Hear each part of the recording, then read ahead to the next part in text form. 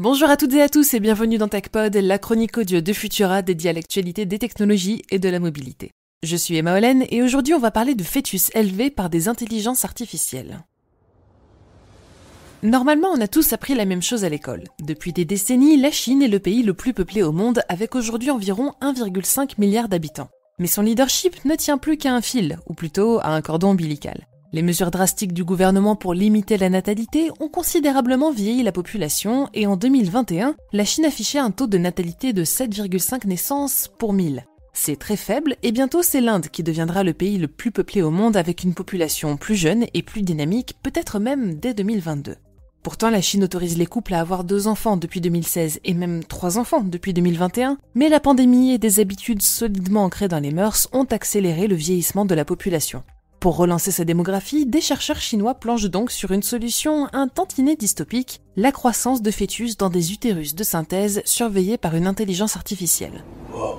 Non, vous n'êtes pas dans la matrice. Afin d'optimiser le système, le démultiplier et le rendre autonome, ils ont véritablement mis au point une nounou à base d'IA qui surveille le développement des futurs bébés. Après la fécondation in vitro, place donc à la grossesse in vitro.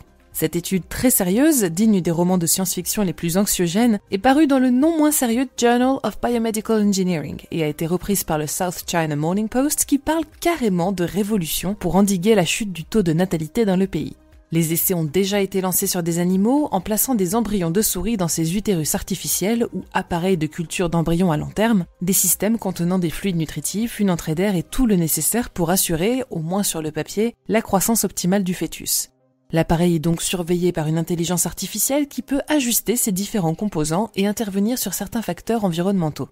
Mais ce n'est pas tout, car le système comporte également 3 modules optiques à contraste de phase pour surveiller le développement des embryons sans les manipuler. Elle ne se contente donc pas seulement de mesurer les fluides, mais regarde aussi le bébé grandir en direct pour ajuster le système en fonction de son évolution.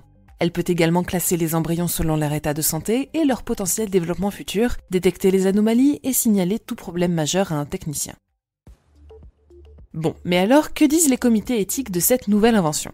Fort heureusement, les lois internationales limitent la recherche sur les embryons humains à 14 jours de développement.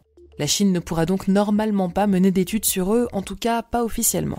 Les auteurs voudraient pourtant poursuivre leurs recherches plus loin, car, je cite Sun Haishuan, directeur de l'étude, il reste encore de nombreux mystères non résolus sur la physiologie du développement embryonnaire humain typique. Et c'est tout à fait vrai, ce nouveau système d'incubation permettrait en effet d'approfondir les connaissances sur la croissance des fœtus et les anomalies du développement, mais à quel prix ?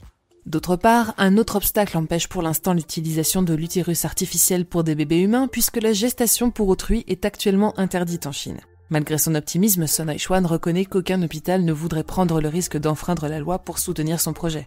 Et bien entendu, il y a encore beaucoup d'autres questions éthiques qui se posent. Quel serait l'impact physiologique et psychologique sur l'enfant de cette rupture de lien total avec la mère ? Comment éviter de tomber dans le travers de l'eugénisme si seuls les embryons les plus réussis sont conservés ? Est-ce qu'on ne verrait pas émerger 2 classes d'êtres humains, les naturels et les artificiels ? Et plus simplement, a-t-on vraiment besoin de recourir aux machines pour relancer la natalité d'une planète déjà en surpopulation ?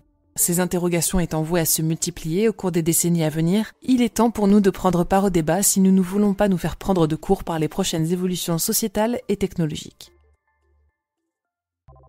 Pour ne rien manquer de l'actualité technologique et scientifique, je vous invite à nous retrouver sur vos apodios préférés et à vous abonner à Fil de Science et pourquoi pas à nos autres podcasts. Par exemple, avez-vous découvert notre podcast Futura dans les étoiles, dédié à l'astronomie ? Vous y retrouverez les éphémérides tous les premiers du mois, ainsi qu'un épisode tous les 15 dédié à un phénomène particulier dans l'espace. N'hésitez donc pas à aller l'écouter sur les plateformes et à nous dire ce que vous en pensez. Pour le reste, on se retrouve lundi prochain pour toujours plus d'actualités scientifiques et d'ici là, bonne semaine à toutes et tous.